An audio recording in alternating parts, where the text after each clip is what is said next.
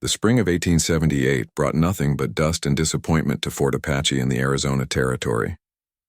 That's when James Thornton rode in, a man who looked like he'd forgotten how to smile years ago.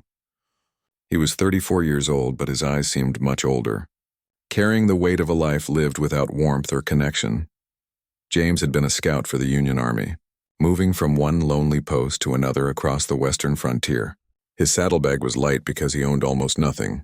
More than that, his heart was empty because he'd never learned what it meant to truly care for another person. Some men are born into loving families, surrounded by people who teach them how to feel and connect. James wasn't one of those men. He'd grown up in a cold orphanage in Boston where the matrons were strict and distant. Children weren't hugged there. They weren't told bedtime stories or kissed goodnight. They were fed, clothed, and taught to read and write. But love, that was something James had only heard about in stories, like a foreign language he'd never bothered to learn. When the Civil War came, James was barely 17. He joined up, thinking maybe he'd find brotherhood among soldiers. But war doesn't bring people together the way folks imagine. It tears things apart. James saw men die in his arms, watched friends turn into strangers, and learned that getting close to people only meant feeling the pain when they disappeared. So he stopped trying. He built walls around himself, thick and high, walls that kept everyone at a safe distance. After the war ended, James kept moving west. He was good at his job, tracking trails through impossible terrain, reading signs in the desert that other men missed entirely. The officers respected his skills. The other scouts nodded to him in passing. But nobody really knew him. Nobody asked about his past or his dreams, and James preferred it that way. Or at least that's what he told himself during those long, quiet nights under the stars. Fort Apache was just another assignment, another place to spend a few months or years before moving on again. The Arizona Territory was harsh and unforgiving, much like James himself. The sun beat down mercilessly during the day, and the nights turned cold enough to make a man shiver. The landscape was all rocks and scrub brush, with mountains rising in the distance like ancient guardians watching over secrets they'd never tell. The other scouts at the fort found James difficult to read. He did his work without complaint, never asked for favors, and kept to himself during meals. Some thought he was proud. Others figured he was just strange. A few tried to befriend him early on, inviting him to play cards or share whiskey after long patrols. But James always declined politely, and eventually they stopped asking. What none of them understood was that James wasn't being unfriendly. He simply didn't know how to be any other way. Friendship required vulnerability, and vulnerability meant risk. It meant opening up those carefully constructed walls and letting someone see the emptiness inside. James had survived 34 years by keeping those walls intact, and he saw no reason to change now. At night, lying on his narrow bunk in the barracks, James sometimes wondered if this was all life had to offer. An endless series of forts and trails, orders and duties, sunrises and sunsets that all looked the same. He'd seen men at the fort who had wives waiting for them back east, who received letters scented with perfume and talked excitedly about going home. James had no home. No one waited for him anywhere. No one would particularly notice if he never came back from a patrol, but he didn't feel sorry for himself. Self-pity required caring about your own life, and James had learned long ago not to care too much about anything. He existed. He survived. He performed his duties with skill and precision. That was enough, or so he believed. The desert around Fort Apache held a strange beauty that James had begun to notice despite himself. The way the light changed color at sunset, painting the rocks in shades of red and gold, the stubborn flowers that somehow bloomed after rare rainstorms, proving that life could find a way even in the harshest conditions. The vast silence of the wilderness, broken only by the cry of hawks circling overhead. James spent more time alone in that wilderness than anyone else at the fort.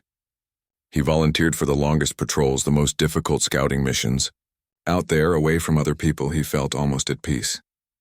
The desert didn't judge him. It didn't expect him to be anything other than what he was.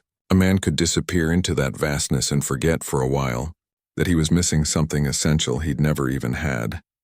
Little did James know that his life was about to change in ways he couldn't imagine. The walls he'd spent decades building were about to be tested by something more powerful than any force he'd encountered before. Someone was coming into his life who would show him that the human heart, no matter how neglected, could still learn to feel, that it was never too late to discover what he'd been missing all along. But on that dusty spring day when he first arrived at Fort Apache, James Thornton was still just a hollow man, going through the motions of living without truly being alive. He had no idea that destiny was already in motion, preparing to teach him the most important lesson of his life. He was about to learn that sometimes, the thing you've never known is exactly what you've needed all along. 3 weeks after arriving at Fort Apache, James was assigned a routine scouting mission near Canyon Creek. It was supposed to be simple, just checking for signs of movement in the hills and reporting back before sunset. He'd done this kind of work 100 times before, but that day everything went wrong in ways that would change his life forever. The morning started normally enough. James saddled his horse, a sturdy bay mare named Copper, and headed out into the desert with his canteen full and his rifle ready. The sun was already climbing high, promising another scorching day. The kind of heat that makes the air shimmer and tricks your eyes into seeing water where there's only sand. He was following a narrow trail along a rocky ridge when it happened. A rattlesnake hidden in the shade of a boulder struck out at Copper's front leg. The horse reared up in panic, wild-eyed and terrified. James was a skilled rider, but even skill has its limits. Copper twisted violently to the side, and James felt himself flying through the air. Time seemed to slow down in that moment, and he had just enough time to think that this was a stupid way to die. He hit the ground hard, his left leg folding beneath him at an unnatural angle. The pain was immediate and overwhelming, shooting up through his body like lightning. He heard something crack, felt something tear, and then Copper was gone, galloping away in blind fear, leaving him alone in the wilderness with a leg that wouldn't work and a pain that made his vision blur. James tried to stand but collapsed immediately. His leg was broken, maybe in more than one place.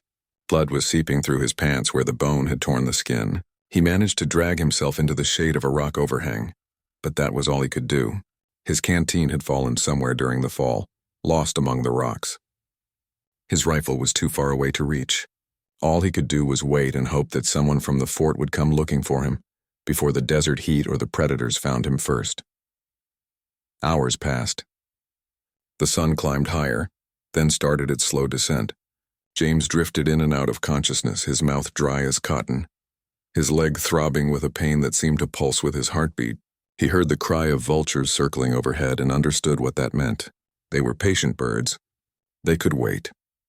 In his delirium, James found himself thinking about his life, about all those empty years. If he died out here, who would miss him? The fort would note his absence eventually. They'd send someone to look for his body. They'd write it up in a report. But would anyone actually grieve? Would anyone feel that hollow ache that comes from losing someone you love? Probably not. He'd made sure of that by never letting anyone get close enough to care. That's when he saw her. At first he thought she was a mirage, just another trick of the desert heat.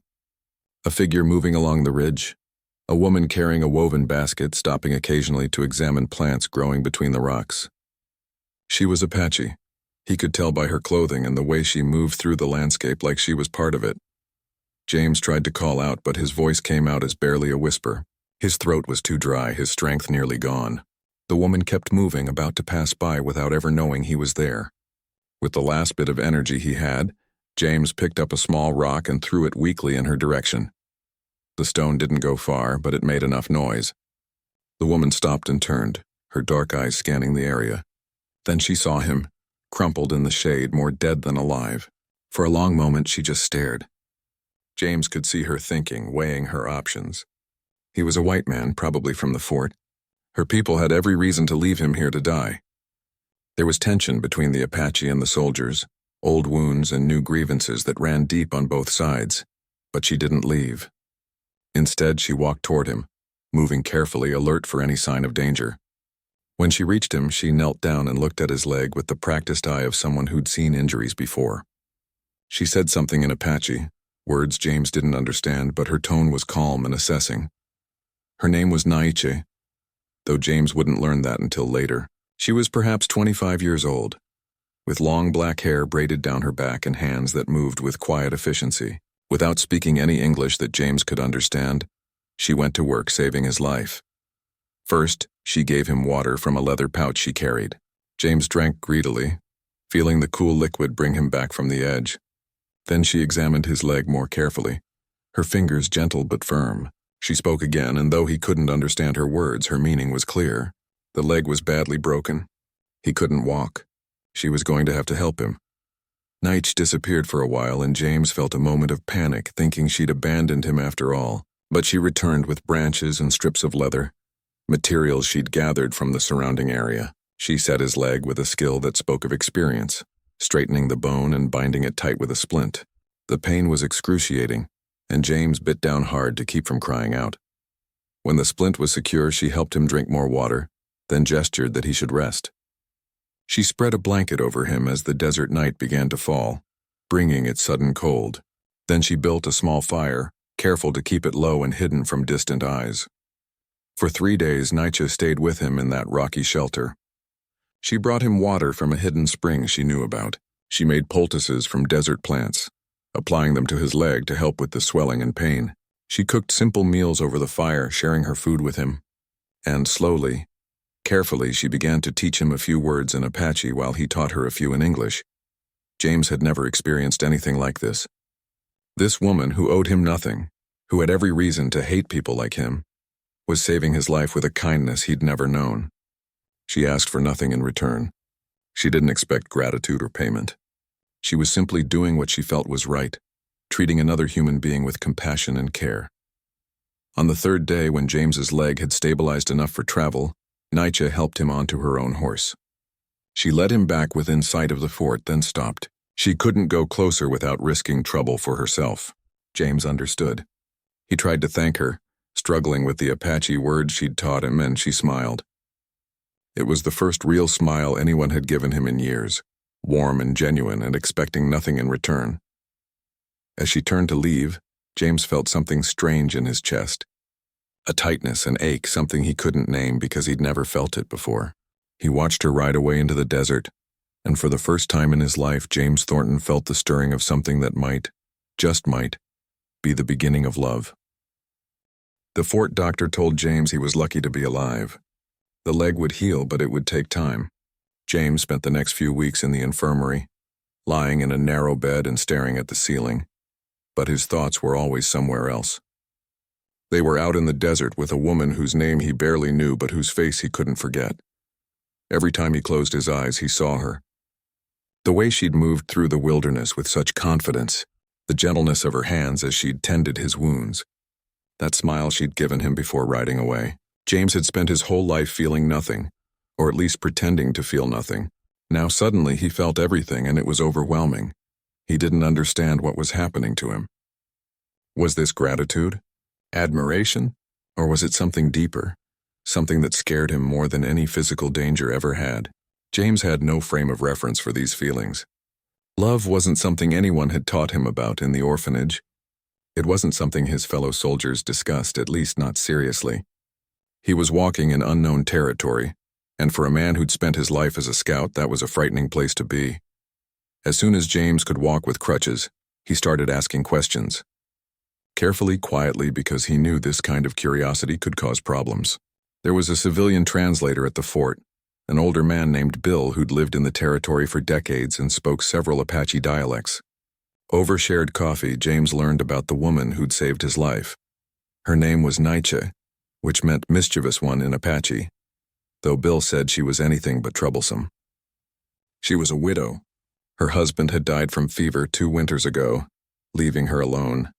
She lived with her elderly father on the outskirts of the Apache settlement, in a small dwelling about 5 miles from the fort. She was known among her people as a healer, someone who understood the medicinal plants of the desert and how to use them. James absorbed every detail like a man dying of thirst. But he also understood the complications. The relationship between the fort and the Apache people was tense at best. There were treaties, but they were fragile things, often broken by both sides. Trust was in short supply. A white soldier showing interest in an Apache woman could cause serious problems for everyone involved, especially for her. But knowing the risks didn't stop James from thinking about her. It didn't stop him from wanting to see her again, to thank her properly, to hear her voice and see that smile one more time. So he came up with a plan, simple and careful, a way to express his gratitude without causing trouble. Through Bill the translator, James arranged to send gifts to Nietzsche's home. Not expensive things that might seem like he was trying to buy her favor, but practical items that would make her life easier. A bag of real coffee, which was hard to come by in the territory. Wool blankets for the coming winter. A good steel knife for her work-gathering plants. He sent them anonymously at first, just marking them as being from the man you helped near Canyon Creek. Weeks passed. James's leg healed slowly but steadily. He returned to light duties at the fort, though he couldn't ride long distances yet. He wondered if Nietzsche had received his gifts, if she understood they were from him, if she ever thought about those 3 days in the desert the way he couldn't stop thinking about them. Then one day, Bill the translator approached him with a message. Nietzsche had sent word back. She thanked him for the gifts and said that if he wished, he could meet her by the river on the east side of the territory. There was a place there, neutral ground where neither the Apache nor the fort soldiers usually went. She would be there gathering plants tomorrow at midday if he wanted to talk. James barely slept that night. He kept thinking of things that could go wrong. What if someone from the fort saw him? What if her people thought he had bad intentions? What if he said something stupid and offended her? He'd faced enemy scouts and dangerous animals without breaking a sweat. But the thought of this meeting made his hands shake. The next day, James rode out to the river, his heart pounding harder than it had any right to. He found the place she'd described, a bend in the river where cottonwood trees provided shade and the sound of water moving over rocks filled the air. And there she was, kneeling by the water's edge with her basket just as beautiful as he remembered. She looked up when he approached, and her face showed recognition and something else. Not fear, but caution. She was taking a risk too, meeting him like this. James dismounted carefully, his legs still stiff, and walked toward her slowly. For a long moment, they just looked at each other. Two people from different worlds trying to bridge a gap that seemed impossibly wide. Then Nietzsche spoke, using the few English words she knew, and James responded with the Apache phrases he'd been practicing. Their conversation was halting and broken, full of gestures and long pauses while they searched for words. But somehow, impossibly, they understood each other. She showed him the plants she was gathering, teaching him their names in Apache, and explaining their uses through a combination of words and pantomime. This one helped with fevers. That one could be made into a paste for wounds. This small flower, easily overlooked, could ease the pain of a headache when brewed into tea. James listened, fascinated not just by the knowledge but by the way her face lit up when she talked about something she loved. In return, James told her about the forests back east, places where trees grew so tall and thick that the sky disappeared. Places where water fell from the heavens so often that everything stayed green year-round. She listened with wide eyes, trying to imagine a world so different from the desert she'd always known. That first meeting lasted maybe an hour, but it felt both longer and shorter than any hour James had ever experienced. When the sun began to shift toward afternoon, Nietzsche stood to leave. But before she went, she said something in Apache, speaking slowly so he might understand. James caught only a few words, but her meaning was clear. She would be here again tomorrow if he wanted to come back, and so it began. Day after day, James rode out to their meeting place by the river. Day after day, Nietzsche was there waiting. They taught each other words from their different languages. They shared stories about their lives, their pasts, their dreams. They sat together in comfortable silence, watching the river flow past, feeling something growing between them that neither had expected to find. James learned that Nietzsche had been married young, at 17, and had loved her husband deeply. His death had left a hole in her life that she'd thought would never be filled. She'd resigned herself to living alone, caring for her father in his old age, being useful to her people as a healer, but never again feeling that warmth of real connection. Nietzsche learned that James had never known love at all, had grown up in a place where children were given food and shelter but nothing more. She couldn't imagine such a childhood. Couldn't understand how people could be so cold to the young ones in their care. In Apache culture, children were treasured, taught with patience and affection. The idea of a child growing up without love made her heart ache. As summer turned toward fall, their friendship deepened into something neither could deny. The way James's pulse quickened when he saw her waiting by the river, the way Nietzsche found herself thinking about him during the day, smiling at memories of things he'd said. The way their hands would accidentally touch and neither would pull away. They were falling in love, these two wounded souls from different worlds, and though they both knew the dangers ahead, Though they both understood how many people would oppose them, they couldn't stop what was happening. After all, love doesn't ask permission. It doesn't care about boundaries or rules. It simply is, powerful and undeniable, changing everything it touches. By the time autumn painted the desert in deeper shades of gold and red, James Thornton was a changed man. The walls he'd built around his heart for 34 years had crumbled, and in their place was something he'd never experienced before. A feeling so intense it sometimes made it hard to breathe, a longing so deep that even a few hours away from Nietzsche felt like torture. This was love, real and overwhelming and terrifying. And James had no idea what to do with it. He'd catch himself smiling at nothing, remembering something Nietzsche had said or the way her eyes crinkled when she laughed. He'd lie awake at night thinking about her, about the sound of her voice and the gentleness of her touch. During the day, he'd count the hours until he could ride out to their meeting place by the river. His fellow scouts noticed the change in him but couldn't figure out what had happened to make their quiet, distant companion suddenly seem so alive. Nietzsche was experiencing the same transformation. After 2 years of grief and loneliness following her husband's death, she'd felt her heart come back to life. James made her laugh with his clumsy attempts at Apache words. He listened to her stories with such focus and interest that she felt truly seen for the first time since her husband had passed. When she was with him, the world seemed brighter, full of possibility instead of just responsibility and routine.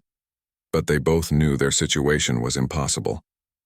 The gap between their worlds wasn't just wide, it was filled with generations of mistrust, violence, and broken promises. White settlers and soldiers had taken Apache land, broken treaties, and caused suffering that ran deep. The Apache had fought back, defending their territory and way of life, actions that the military and settlers saw as savage attacks. How could two people from opposite sides of this divide build a life together? Yet love doesn't care about impossibility.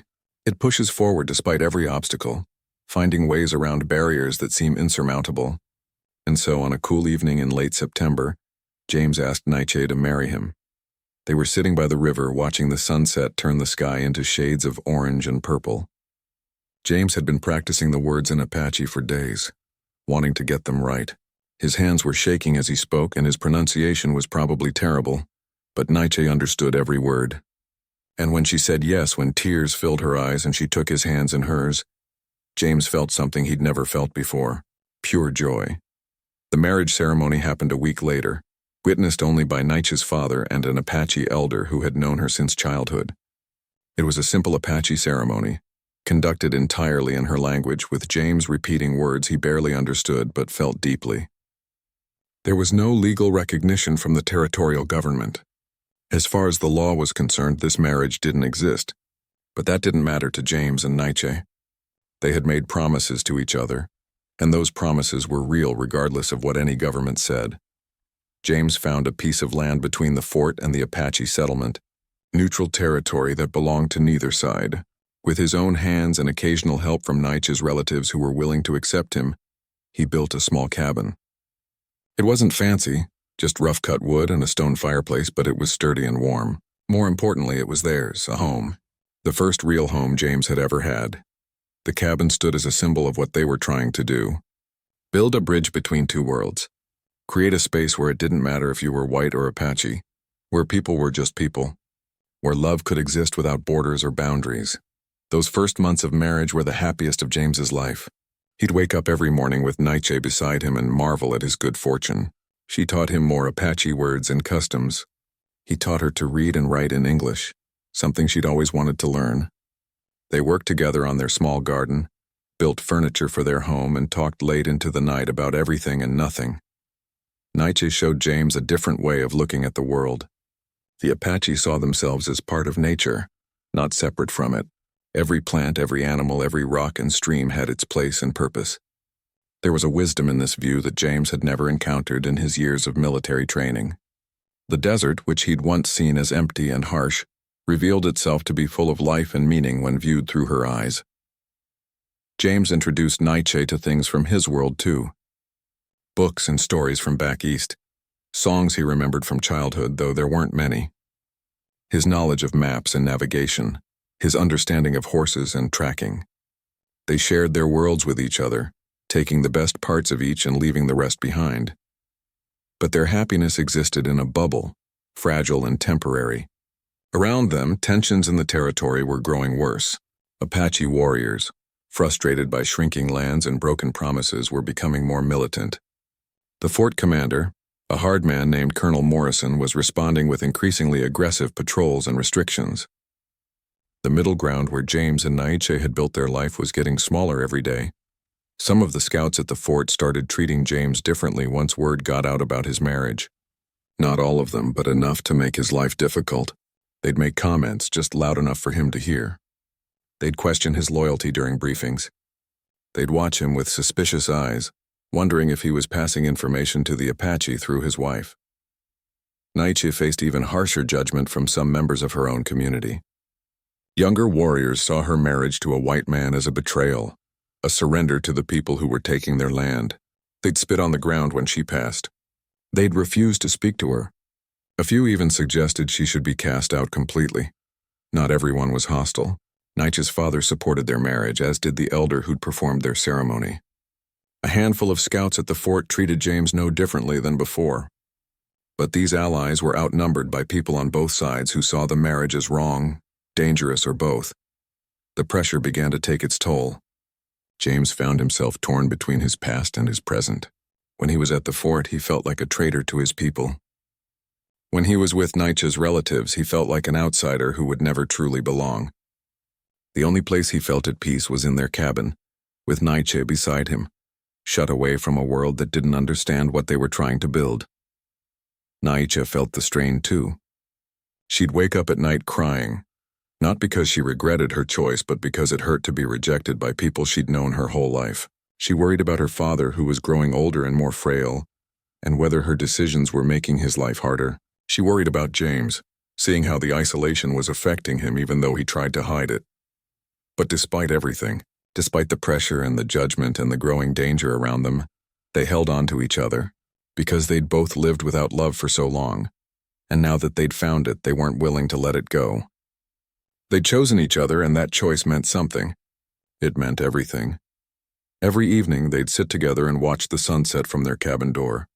And in those moments, with her hand in his and the vast desert stretching out before them, James would remember what it had been like to be empty inside.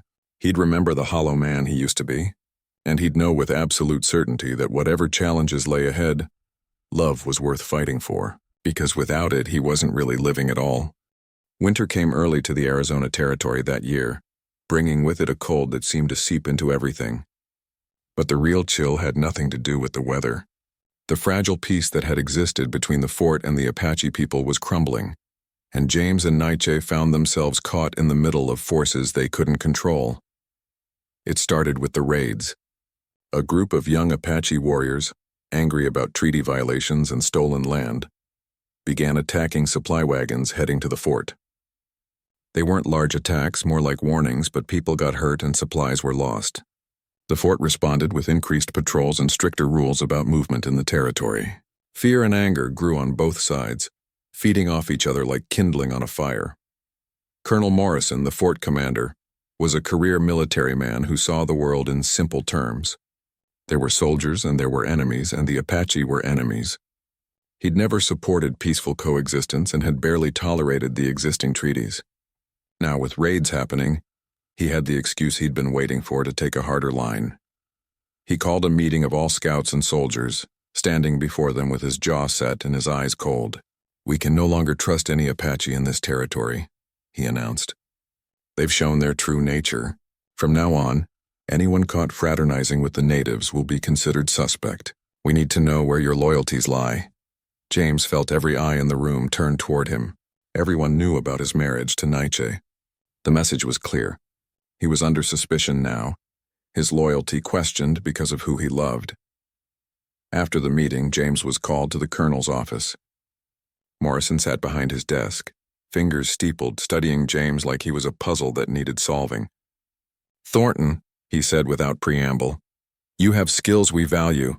You're one of the best scouts we've got, but your situation is becoming a problem." James kept his face neutral, though his stomach was tight with tension. "I've done my duty, sir." "My work hasn't suffered."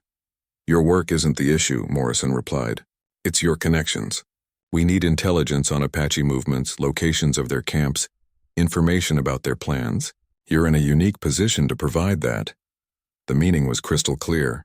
The colonel wanted James to spy on Nietzsche's people, to use his marriage as a way to gather information that could be used against them.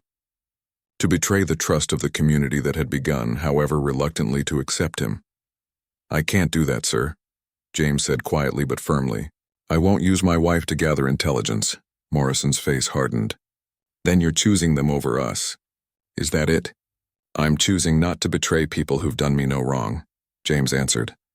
"There are good people on both sides of this conflict, sir. My wife is one of them. Her father is one of them. I won't be part of treating them all like enemies." The colonel stood up, his chair scraping against the floor. "You're dismissed, Thornton. But understand this. If you're not with us, you're against us. There's no middle ground in war." James left the office knowing his position at the fort had just become untenable, and he was right. Within a week, he was given the worst patrol assignments, the most dangerous and pointless tasks. His fellow scouts, under pressure from their superiors, stopped talking to him.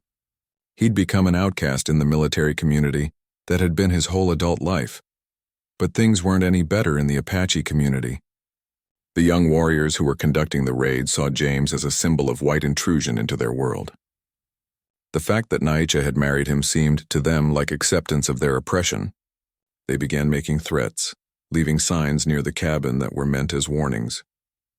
One morning, James found the carcass of a dead coyote hung from a tree near their home. It was a message. Nietzsche went pale when she saw it, understanding immediately what it meant. Some of her people wanted them gone, wanted to drive them out just as much as the fort did. Nietzsche's father, old and wise, tried to speak to the tribal council on their behalf. He argued that James had shown respect for Apache ways, that he'd never raised a hand against their people, that love between humans shouldn't be punished. Some council members listened. Others remained hostile. The community was as divided as the territory itself. The pressure was crushing. James and Nietzsche found themselves increasingly isolated, trusted by neither side, welcomed by no one. They had each other, but the world around them was becoming more hostile every day. The cabin that had once felt like a sanctuary now felt like a target, exposed and vulnerable. James noticed Nietzsche growing quieter, her smiles less frequent. She still did her healing work, still gathered her plants, but the joy had gone out of it. People who'd once come to her for help now avoided her. Children who'd played near their cabin were kept away by parents who feared association with them would bring trouble. One night, lying in bed, Nietzsche spoke into the darkness. "Maybe we made a mistake," she whispered. "Maybe love isn't enough." James felt his heart clench at her words. He pulled her close, feeling her tremble against him. "Don't say that," he replied. "Don't ever say that. They're wrong, all of them. What we have is real and good, and if they can't see that, it's their blindness, not our mistake." But even as he said the words, doubt crept in.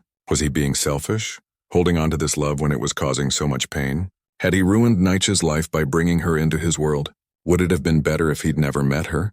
Never fallen in love, never dared to imagine he could have something he'd never been meant to have. The situation at the fort deteriorated further. Colonel Morrison began pressuring James more openly, not just requesting information, but demanding it. Other scouts started treating him with open contempt. One evening, James overheard two of them talking, their voices carrying across the yard. "He's gone native," one said. "Can't trust a man who'd choose them over his own kind. Should have never been allowed to marry one," the other replied. "It's not natural. Creates divided loyalties."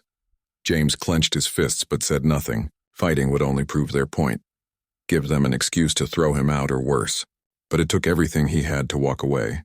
The final straw came in early December. Colonel Morrison called James into his office again. This time there was no pretense of politeness. "I'm giving you one last chance, Thornton. We have intelligence that suggests a major Apache camp is located somewhere in the Red Rock Canyon area. You're going to take a patrol out there, find that camp, and report back its exact location. That's an order." James knew what would happen if he did that. The fort would attack the camp. People would die, maybe people Nietzsche knew, maybe her relatives. He couldn't do it. But refusing a direct order would mean court-martial, imprisonment, maybe execution. "And if I refuse?" James asked, though he already knew the answer. Morrison's smile was cold. Then you're no longer welcome at this fort in any capacity. You'll be dismissed from service, stripped of your position, and banned from fort grounds.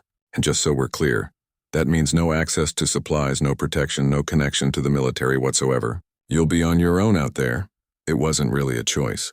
It was an ultimatum designed to force James into betraying either his principles or his livelihood. Morrison expected him to cave, to choose survival and security over loyalty to people he'd only known for a few months. But the colonel had miscalculated. Because James had finally found something worth more than survival. He'd found love, connection, belonging. He'd found a reason to be something more than just a hollow man going through the motions of living. James stood up straight, meeting the colonel's eyes without flinching. "Then I guess I'm dismissed," he said clearly, "because I won't lead you to that camp. I won't help you hurt innocent people." Morrison's face turned red with anger. "You're a traitor to your uniform, Thornton. Get out of my sight." James walked out of that office for the last time, his heart pounding but his conscience clear. He'd just given up his career, his income, his security, everything he'd built over years of military service. As he walked back to his cabin through the cold December air, he should have felt afraid, terrified even, but instead he felt something else, something that might have been freedom. When James told Nietzsche what had happened at the fort, she didn't cry or panic. Instead, she simply took his hands and said something in Apache that he'd learned meant, "We'll find a way." But as winter deepened and their supplies dwindled, finding a way became harder and harder. Without his position at the fort, James had no income. The small amount of money he'd saved wouldn't last long. They had the cabin, but a cabin couldn't feed them. They had each other, but love alone couldn't keep them warm when the temperature dropped below freezing. For the first time since they'd married, real fear began to creep into their daily lives. Nietzsche tried to help by doing more healing work in the Apache community, but many people still refused her services because of her marriage. Those who did come often paid with food or goods rather than money, which helped but wasn't enough. James tried to find work in the nearby settlement, but word had spread about his dismissal from the fort. People saw him as unreliable, someone who'd betrayed his own people. Nobody wanted to hire him. They started rationing their food, making each meal smaller to stretch their supplies further. James went hunting whenever he could, but game was scarce in winter. Nietzsche knew which desert plants were edible, but most were dormant in the cold months. Day by day, they grew thinner and more desperate. Then, in the middle of January, disaster struck. Nietzsche's father, who had been growing weaker throughout the winter, collapsed with a high fever. His breathing became labored. His skin burned to the touch, and he couldn't keep food down. Nietzsche recognized the signs immediately. It was pneumonia, the same illness that had killed her first husband. Without proper medicine, her father would die. Nietzsche did everything she could with her knowledge of healing plants. She made teas to bring down the fever, poultices to ease his breathing, remedies passed down through generations, but it wasn't enough. Her father needed real medicine, the kind that only the fort doctor had. Antibiotics and proper treatment that could save his life. James watched Nietzsche care for her father, saw the desperation in her eyes, and knew what he had to do. That night, as a blizzard began to blow in from the north, he told her his plan. He was going to the fort to get medicine. "They won't help," Nietzsche said, her voice hollow with exhaustion and fear. "They won't treat an Apache." "You know this," James set his jaw. "Then I'll make them help. One way or another. I'll get what your father needs." The ride to the fort through the blizzard was one of the hardest things James had ever done. The wind cut through his coat like knives. Snow came down so thick he could barely see his horse's ears. His hands went numb on the reins. But he pushed forward, because a good man was dying and he had the power to prevent it. When he finally reached the fort, half frozen and exhausted, he went straight to the doctor's quarters. Dr. Henderson was a decent man, tired and overworked but dedicated to his profession. James pounded on his door until he answered. "Thornton, what in God's name are you doing here in this weather?" "I need medicine," James said, his teeth chattering. "Pneumonia. It's bad. I need antibiotics, fever reducers, everything you'd use to treat it." The doctor's face grew sympathetic but firm. "James, you know I can't. Colonel's orders." "No treatment for the Apache." "I'm sorry, truly I am, but my hands are tied." "It's not for just anyone," James said desperately. "It's for Nietzsche's father. He's an old man, doctor. He's never hurt anyone. He's dying and I can save him if you'll just give me the medicine. Henderson shook his head sadly. I understand, but I can't. If Morrison finds out I gave you military medical supplies for an Apache, he'll have me court-martialed. I have a family, James. I can't risk my career. James tried to argue, to plead, to reason with him, but the doctor wouldn't budge. Finally, Henderson shut the door, and James stood there in the howling wind, feeling hope drain out of him like water through cupped hands. But then something changed inside James, a coldness that had nothing to do with the weather. He'd spent his whole life following rules, obeying orders, staying within the lines. Where had it gotten him? Alone, empty, and now watching good people die because of arbitrary rules made by hard men who'd never learned what love was. No more. James waited until the fort was quiet, until most people had gone to sleep. Then he broke into the medical supplies storehouse. It wasn't hard. He knew the fort's layout, knew the patterns of the guards, knew which window had a broken latch that hadn't been fixed. He slipped inside like a shadow, found what he needed, and was almost back out when his luck ran out. A guard making his rounds spotted him climbing out the window. Hey, stop right there. James ran. Not back to his horse, which was too far away, but toward the fort's east wall. Behind him, he heard shouts, boots running, the whole fort coming awake. He made it over the wall, landing hard in the snow on the other side, the stolen medicines still clutched in his coat. But there was no escape. Within minutes, soldiers caught up with him. James didn't fight as they grabbed his arms and hauled him back inside. He'd gotten what he came for, and that was all that mattered. They could do what they wanted to him now. They threw him in the stockade, a small stone building that served as the fort's jail. It was freezing inside with no heat and only a thin blanket. Through the barred window, James could see the snow still falling. He wondered if Nietzsche had the medicines yet, if someone had found them where he'd dropped them during his capture. He had to believe they'd reached her, had to hold on to that hope. 2 days passed. James sat in that cold cell wondering what would happen next. Court-martial for sure. Theft of military property was a serious charge. He might be imprisoned for years. He might be executed. Either way, he'd probably never see Nietzsche again. Then on the third day, something unexpected happened. The stockade door opened and there was Colonel Morrison. But he wasn't alone. Behind him stood Nietzsche. She looked tired and worn, but her eyes were fierce. She'd come through the blizzard to the fort, the place where she was least welcome, to plead for James's release.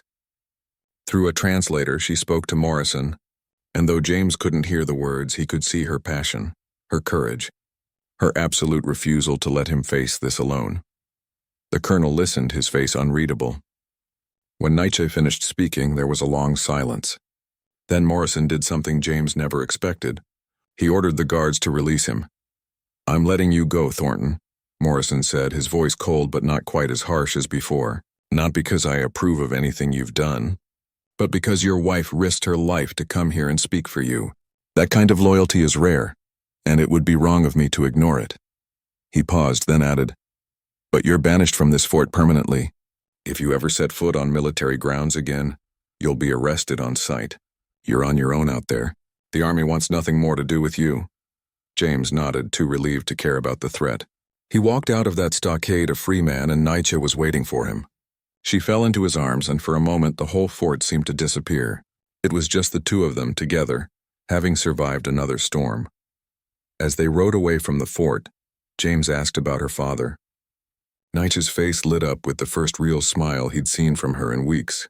"He lives," she said in English, then repeated it in Apache to make sure he understood. The medicine worked.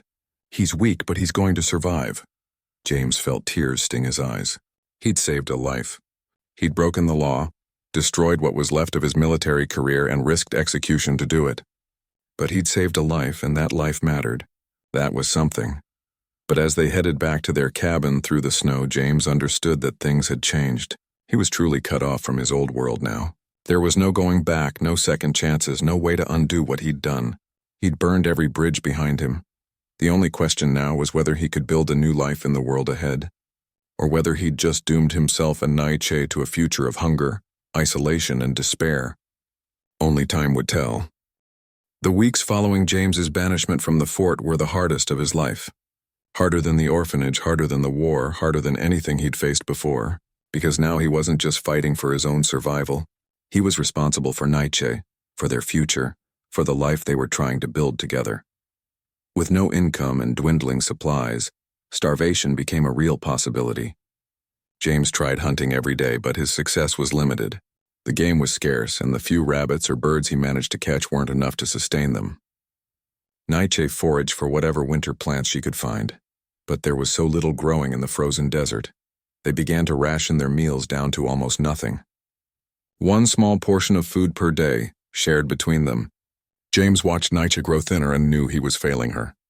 What kind of husband couldn't even feed his wife? What kind of man dragged the woman he loved into poverty and hardship? The cold was relentless. They burned through their firewood quickly, and gathering more in the winter storms was difficult and dangerous. Some nights they'd huddle together under every blanket they owned, shivering despite their shared warmth. James would lie awake listening to Nietzsche's teeth chatter, feeling like the biggest failure in the world. But Nietzsche never complained. Never said "I told you so" or blamed him for their situation. She just kept going, kept trying, kept believing they'd find a way through. Her strength amazed James. She'd lost everything because of him, but she never made him feel guilty about it. Instead, she'd take his face in her thin hands and remind him that they still had each other, and that was worth more than comfort or security. Then something began to change in the Apache community. Slowly at first, like the first thaw of spring after a long winter. It started with Nietzsche's father. Once he recovered from his pneumonia, thanks to the medicine James had stolen, he began talking to people, telling the story of what James had done, how he'd risked everything, given up his career and freedom to save an Apache elder's life, how he'd been willing to face execution rather than let an innocent man die. Some dismissed it as foolishness, but others started to see it differently. This white man had proved himself in a way that words never could. He hadn't just claimed to respect Apache people. He'd sacrificed everything for them. His actions spoke louder than any promises. The tribal council met to discuss James and Nietzsche's situation. The debate was heated and long. The younger warriors still saw James as an outsider, an intruder, someone who would never truly belong. But the elders remembered different times when different peoples had lived together, learned from each other, built bridges instead of walls. Nietzsche's father spoke passionately at the council. He was old and respected, and his words carried weight. He told them that James had proven his character, that he'd given up his entire world to be part of theirs. He reminded them that the Apache way was to judge people by their actions, not their ancestry. One of the elder women, a healer like Nietzsche, spoke up as well. She pointed out that their community was struggling too. The fort's increased aggression had cut off traditional hunting grounds. Food was scarce for everyone, but James was a skilled hunter and tracker. His knowledge could benefit the whole community if they'd let him help. The council debated for hours. Finally, as the fire burned low, they reached a decision. They would offer James and Nietzsche a place within the Apache community. Not as outsiders or guests, but as true members. They would be given land, support, and acceptance. But there was a condition. James would have to fully commit to the Apache way of life. He couldn't keep one foot in each world. He would have to leave behind his white identity, adopt Apache customs and traditions, live as one of them completely. It meant giving up not just his career but his entire former existence. His name, his language as his primary tongue, his connections to everything he'd known before Nietzsche. When the council's offer was brought to them, James and Nietzsche sat together in their cabin, talking long into the night. It was a huge decision, maybe the biggest James would ever make. Joining the Apache community meant total transformation. He'd be cutting himself off from his past completely, burning the last bridge behind him. "You don't have to do this," Nietzsche told him. "We could try to make it on our own. Move somewhere else, start over in a different territory." James shook his head. "There is no somewhere else. I'm banished from the fort, unwelcome in white settlements with no money and no prospects. But that's not why I'd say yes." He took her hands. "I'd do it because I want to. Because your people are offering me something I've never had before, a real community, a real home, a place where I truly belong." He paused, thinking about what he'd be giving up. His identity as a white man, yes, but what had that identity ever given him? An orphanage that didn't care if he lived or died, a war that destroyed his soul, a military that demanded he betray the people he loved. When he looked at it that way, the choice wasn't hard at all. I've spent 34 years without love, James said quietly. 34 years living as someone who didn't really exist, just going through motions, filling up space but never truly being alive. Then I met you and everything changed. You showed me what it means to be human, what it means to care and be cared for, what it means to belong somewhere. He stood up, pulling Nietzsche to her feet. Your people are offering me a gift, the chance to be part of something real, to have a family, a purpose, a place in the world. I'd be a fool to refuse that. I'd be throwing away the only thing that's ever mattered. Nietzsche's eyes filled with tears, but she was smiling. It won't be easy. Learning our language fully, our customs, our ways. Some will always see you as an outsider. You'll have to prove yourself over and over. I know, James replied. But I've been proving myself my whole life. At least this time I'll be proving myself for something that matters. The next day, James and Nietzsche went before the tribal council. Through a translator, James spoke formally, accepting their offer. The council gave him a new name in Apache. It meant, he who bridges two worlds, a recognition of what he represented. A person who could exist between different peoples, carrying the best of both. The following weeks were a whirlwind of learning. James was essentially reborn into the Apache community. He learned their language not just as useful phrases, but as his primary way of thinking and speaking. He learned their ceremonies, their beliefs about the world and humanity's place in it. He learned their hunting techniques, their methods of tracking that were different from what the military had taught him. It was humbling and difficult. James made mistakes constantly. He'd forget words, perform rituals incorrectly, misunderstand customs, but the community was patient with him. They saw his genuine effort, his real desire to learn and belong. Slowly, gradually, he began to be accepted. Nietzsche's father took James under his wing, treating him like the son he'd never had. He taught James about medicinal plants, about reading the desert's signs, about the stories and history of the Apache people. James absorbed everything like a man drinking after days in the desert, hungry for this knowledge, grateful for this connection. Other community members began to warm to him too.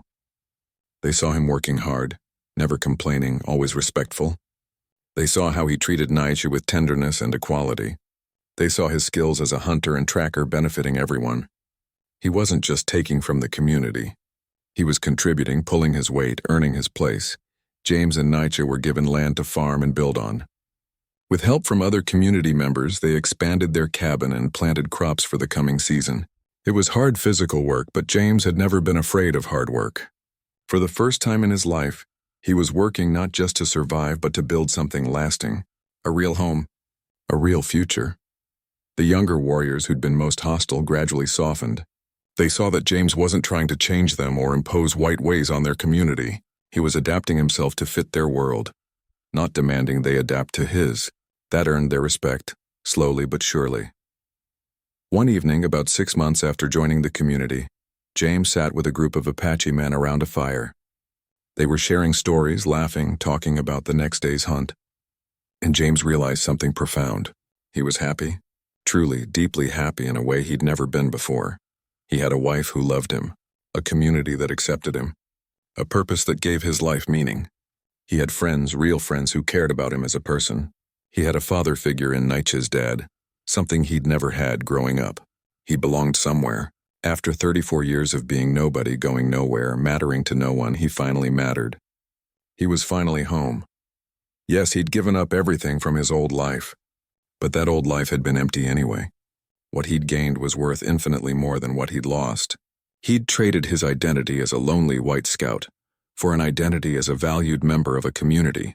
He'd traded isolation for belonging. He'd traded survival for actually living. Some people at the fort probably still spoke his old name with contempt. Some probably thought he'd betrayed his race, his people, his heritage. But James knew the truth.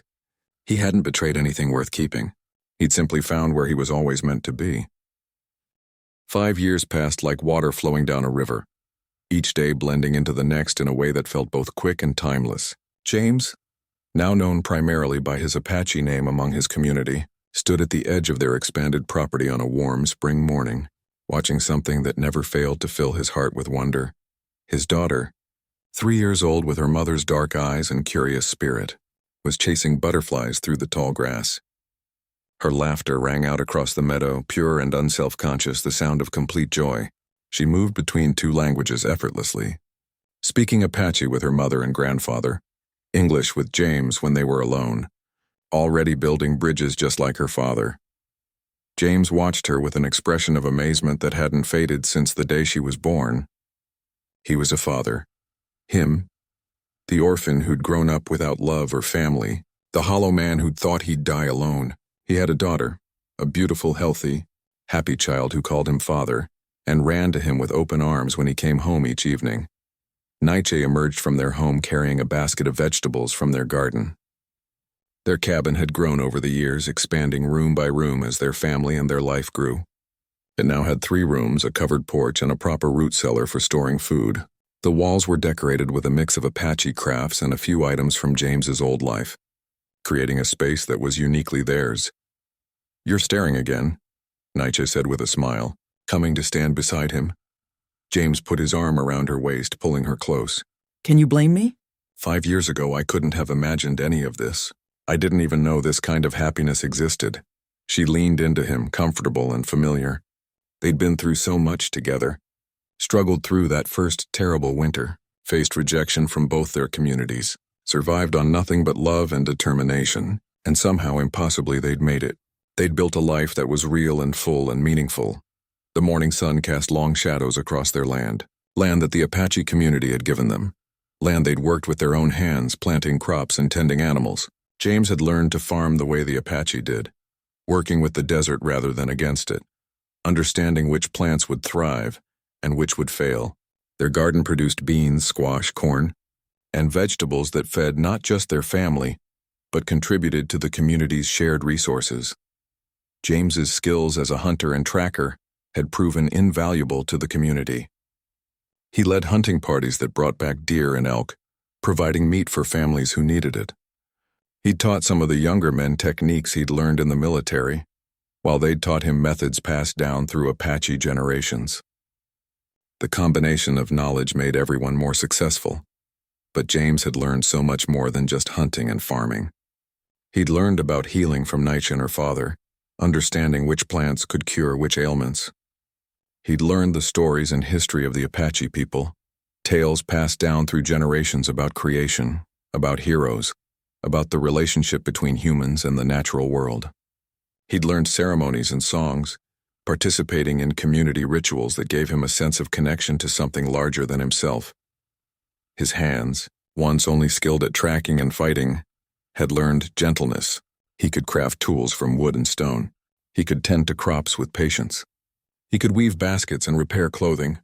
Most importantly, he could hold his daughter with infinite care, could comfort her when she cried, could lift her onto his shoulders and carry her through the world, showing her all its wonders.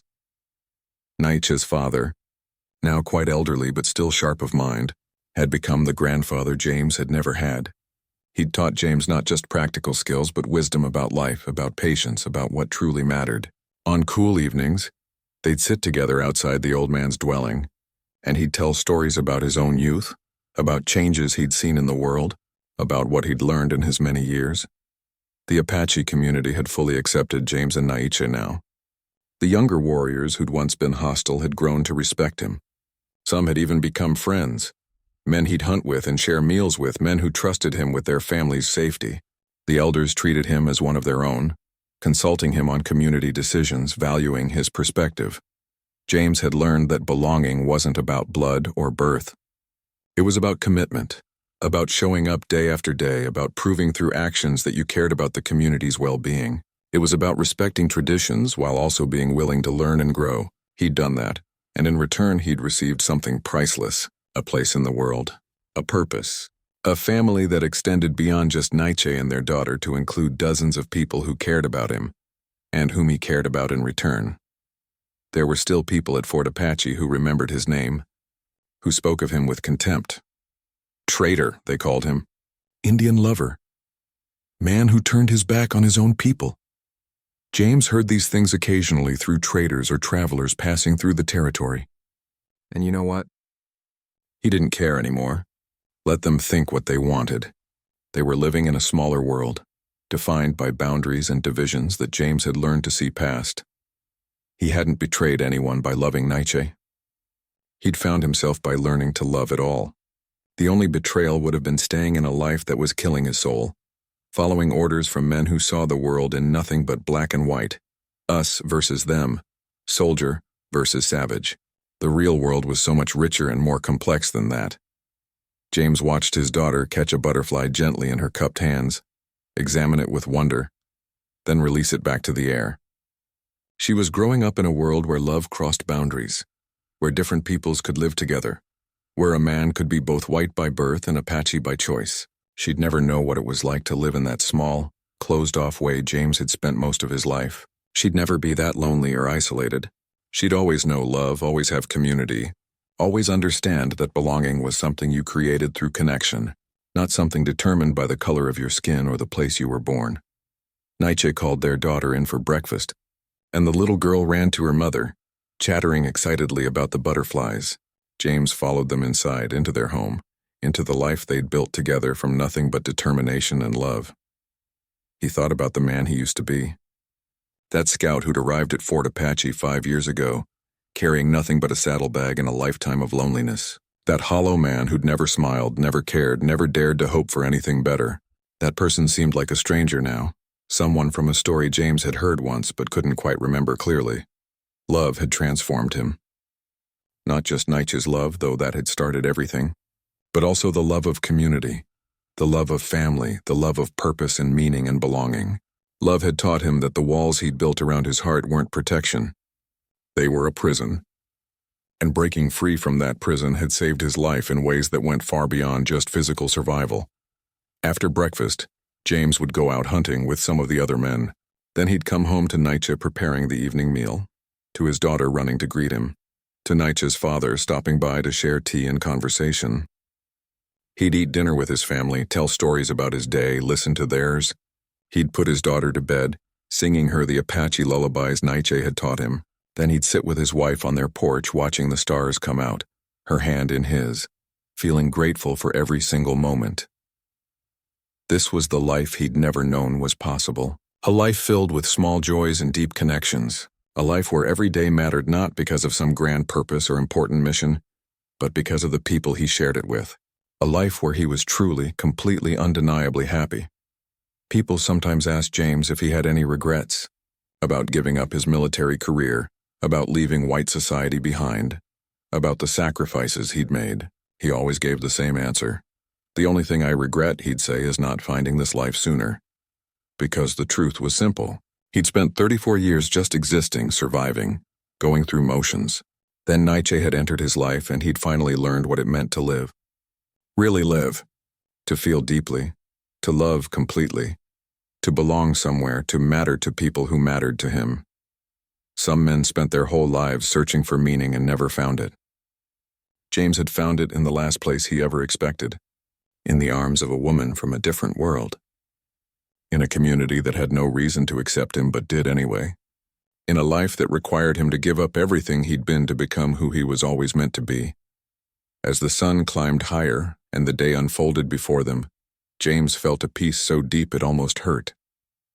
This was home. These were his people. This was his life. And it was better than anything he'd ever dreamed possible, back when he was still capable of dreaming. He'd never known love until an Apache woman entered his life. But once he'd found it, it had changed everything. It had taught him that the human heart, no matter how neglected or damaged, could still heal, could still grow, could still learn to feel joy after years of numbness. Love had saved him. And in saving him, it had given him the most precious gift of all. The chance to finally, truly, completely live.